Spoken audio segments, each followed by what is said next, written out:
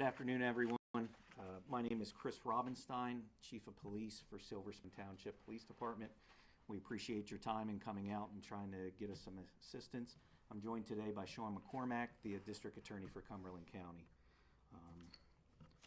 On Saturday, August 27th, around 7:15 a.m., we were dispatched to 39/43 Ashburg Drive.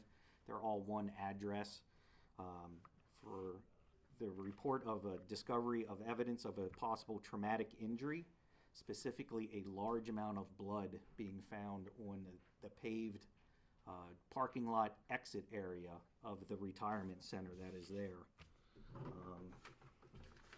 Excuse me. This is why you don't have extra papers.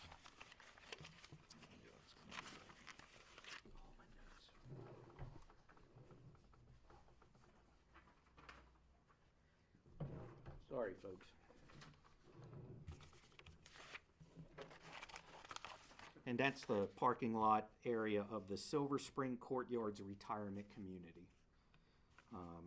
Upon arrival, officers discovered an approximate 4-foot by 7-foot pool of blood. We contacted the Cumberland County District Attorney's Forensic Unit, who responded.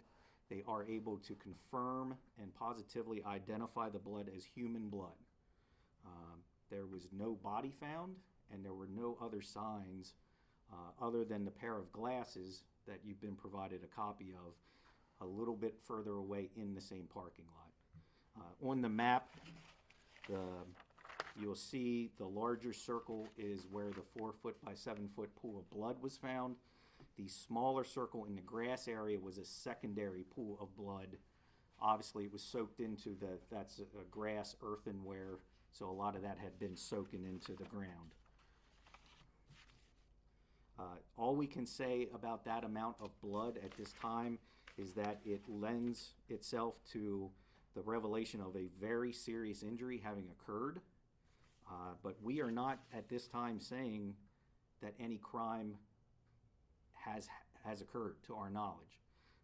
There could be, some of the options could be somebody fell off a truck, struck a head, struck some part that caused a large bit of bleeding. They may have been struck by a vehicle, or they may have been struck by an object. They may have been involved in a fight and this all occurred. We don't know that yet, and that's why we're reaching out for some assistance to the public. This area is beside the Cumberland Valley District main school campus. The night before, we believe this occurred sometime Friday evening, the 26th, from 11 p.m. until 7 a.m. Saturday the 27th. Sometime in that 8-hour window is when we believe this occurred.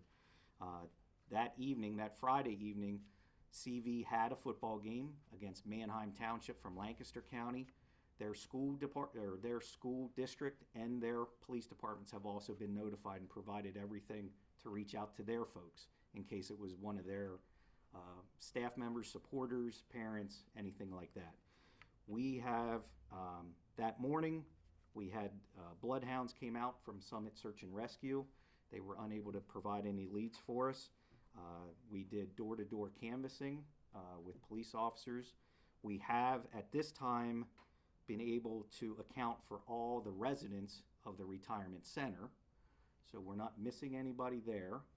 We've also gone down the street. It's a residential neighborhood.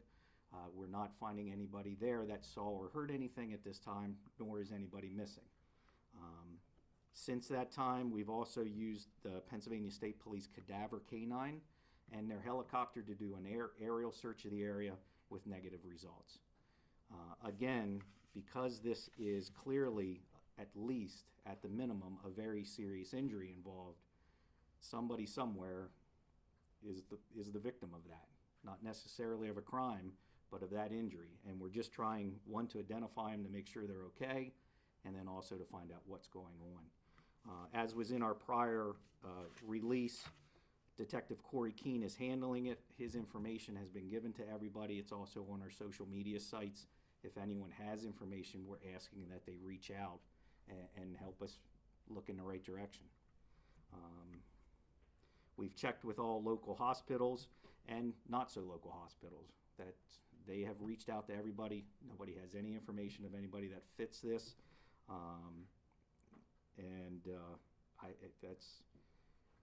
That's pretty much everything we've been doing. So, any questions? Often when we talk about human blood, it's cataloged in measurement in pints. As best you can, could you ascertain a spill that is 4 by 7, and you had a second pull together? How much would that actually add up to in total blood? And second of all, have you folks now begun, if you haven't already, a DNA analysis of the blood to determine whether there's some sort of match out there? The county lab, the county forensics team has come out. They were out the very first day. We cannot comment at all on the volume. It's one, I certainly cannot, and those folks that are the experts at this time cannot say. There may be ways to try to calculate that as we go, but at this time we cannot. They have taken numerous samples that are in numerous different testing procedures to try to see if we get lucky that way as well. The eyeglasses that you're shown were also taken as if they were evidence, just to maintain the integrity of them, and they're being tested by the crime lab also. So no, I cannot give you an answer on the volume. And can you actually tie the glasses to the... We cannot, just that they were in the general area of a parking lot and they were in the condition you see. Yes, sir. Have you examined any type of home security footage at this time? I know that a lot of folks these days will have these Ring doorbell cameras, and especially in an apartment complex like a senior living center, has to have some sort of security footage that looks outside their perimeter and everything. Has there been any sign of video footage to show what might have happened, or are you still working on obtaining that? We've reached out to all the folks we could find, one with the detectives and the officers going door to door and asking, do you have any? What can they see and asking? Talking to the retirement community for any of theirs. The school district is nearby, but it's just outside their range, but we still check theirs. We have checked all that we have access to and we're able to find. Part of what we're asking or hoping is that somebody can help us with, they didn't realize we were interested in that. We would love to see all we can find to try to piece something together. Folks in the neighborhood are pretty on edge right now, even though we're not really sure what happened. That's kind of their worry, is we don't know what happened at all. What would you say to the folks that live there? Again, we have no signs that a crime was committed. I understand their concern. I'm concerned for not knowing. We all want to know what happened. I hope that it's the strangest answer that means it was just somebody really had a bad, unlucky day. But I understand their concern. Officers have increased their patrol. They have expressed that to us while we were there. We've been there every day since Saturday doing checks and follow-ups, trying to make sure. But we have no evidence of crimes. So while I understand them being nervous and concerned, we have no reason that we want them to be alarmed. Anybody at any time, night or day, that sees or hears something that has them worried should call 911. Officers will be there immediately. And if you have one pool that's 4 by 7 foot and then another pool elsewhere, I mean, what are the chances that somebody that was struck in any form of way would be able to get back up and walk away from that? That would definitely be a question for the experts, but in the most simple response, when I asked that same question of them, they said it's possible. But that's as general as it was. Yes, sir. I just wanted to clarify, you said you've checked every piece of footage you have access to. Did the retirement home give you access to their footage? I can't say one way or another. I don't know where everything came from. I can't give you that answer. Okay, So, thank you. apologize. And so you said you checked local hospitals and not so local hospitals. You checked in with every person in that retirement community to make sure they were all accounted for. So far, nothing has, popped in terms of someone that complained or came in losing a large amount of blood after a fall or spill, whatever happened. How peculiar is it that no hospitals have been able to at least pinpoint to a couple people that might have fit that description over what happened on Saturday night? I think it's peculiar enough that we're having this press conference asking in a broader sense for help. We posted right away to our social media. Obviously, you folks are going to connect with a lot more people than we do, no matter how excited I am on our number of followers on Facebook, you know. And that's what we're hoping, is that somewhere somebody just outside the areas we checked, or it was a smaller medical facility that slipped by us, says, oh, I think I know exactly what they're after, and reaches out. That's why we provided all the info through the business cards as well as the written statement, that people can reach out, and we'll check in every lead. We just want to figure out what happened and get somebody help if they need it, or, you know, bring justice to somebody if that's needed as well. Yes, sir. Were there any fights reported at the football game, and has the other school district been contacted to see if anybody there has been hurt? The other school district was contacted immediately on Saturday through our school. We reached out to them. Obviously, they were involved right from the get-go. They have no reports of anybody, and there were no issues.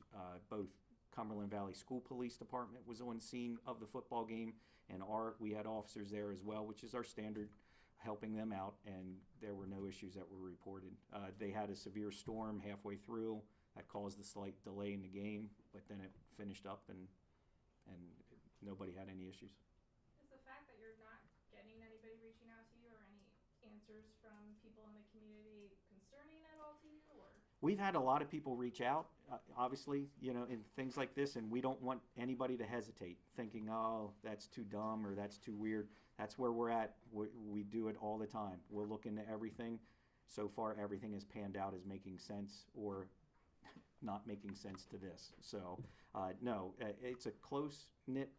At one end of the street is this little retirement center, and the rest of the way is a close-knit community who we have a very good relationship with. And they've all been more than willing to help. We've gotten assistance from the district attorney's office, including the forensics team, state police, and all the Summit Search and Rescue with their bloodhounds and stuff like that. We couldn't have asked for more help. Other departments have been willing to help as needed. It's easier, it's not the right word, but it's more common to us if it's a crime scene, because we understand how to handle that. Here, we don't, and we're trying to make sure we don't miss something. Chief, how frustrating is this for you? You've been in law enforcement a long time. You don't often come across whodunits that are really whodunits. How are you dealing with this personally, and how are your guys dealing with this, not trying to figure this out and not coming up with any immediate answers? Obviously, that's frustrating. The officers right now are in the very determined, let's figure this out. That's something we will keep an eye on as we go, of making sure, as if this carries on, that we keep them motivated, not that they wouldn't, but helping them to keep going with it, because we want those answers. Somebody out there deserves an answer of one kind, and if it's a nothing thing, great.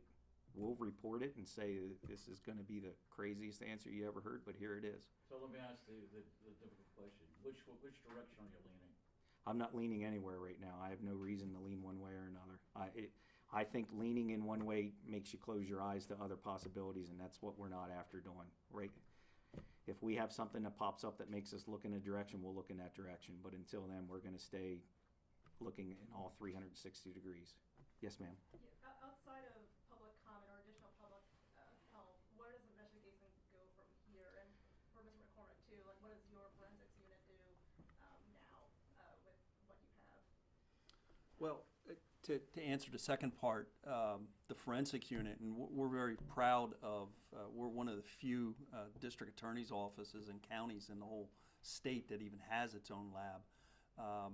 Right now, you know, to answer an earlier question, we are looking into DNA and those sorts of things, and we had a blood expert who we have on staff looking at the scene and all of those types of things, and we're going to continue to support Silver Spring Township in their investigation and continue to follow through until we get some answers, hopefully, in this case. Will forensic analysis be able to reveal whether it's a male or female?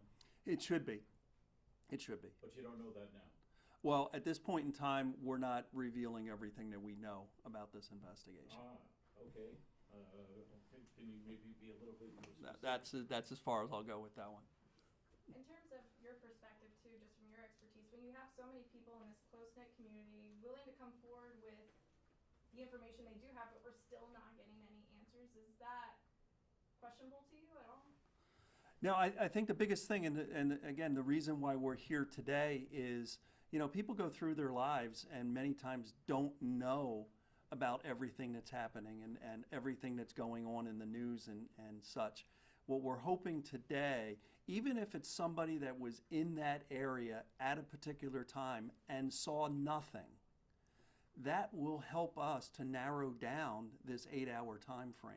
So if people have even negative information, I was there at 12 p.m. and I didn't see anything, that will help us to try to narrow down things. So it's not only did people see something, sometimes it's what they didn't see, to answer some of the questions we have. Because an 8-hour time frame is a large time frame to be working with.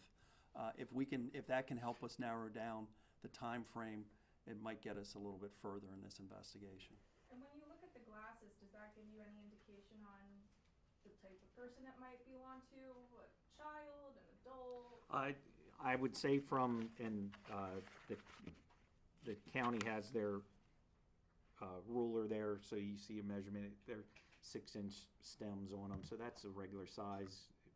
It doesn't, you know, nothing stands out as anything. I think some people see the Ray-Ban name and they think, oh, but for prescription glasses, it's a common, you know, that unfortunately, it's nothing that there's no, oh, it's gold inlaid and we can track that down. We don't, so, but if we get somebody that we think, wow, and we find out, oh, they do have a prescription, maybe it can help tie us in. So, yes, sir. So, with really not a lot to go on, how long will you pursue something like this? We'll never stop pursuing it. We don't stop. There's no time limit on these things. Rather me rephrase, you said Sure. earlier that you might, get to the end of this investigation and say, oh, it was just a whole lot of nothing. However, like rare that may be, what do you have to rule out? Like there's a lot of due diligence that I assume has to be done in order to say that this giant pool of blood is nothing. But I think the only way we could rule out that it's nothing is if we found somebody says, hey, I need to talk to you. Here's what happened. Maybe they're that person. We were leaving the football game. We were having a good time. I was in the back of my buddy's truck. He gunned it, leaving the parking lot. I fell out. I got scared. You know, that scenario makes so many other questions that boggle the mind too. But we don't know that. And if we're able to confirm all that and say, yeah, that definitely looks like a head injury. We're glad you're okay. And we find out they went to a medical facility that somehow got missed for whatever reason, then we finish up the case and then we would report, you know, because those residents want to know that and they have a right to know it and we want to tell them it. So,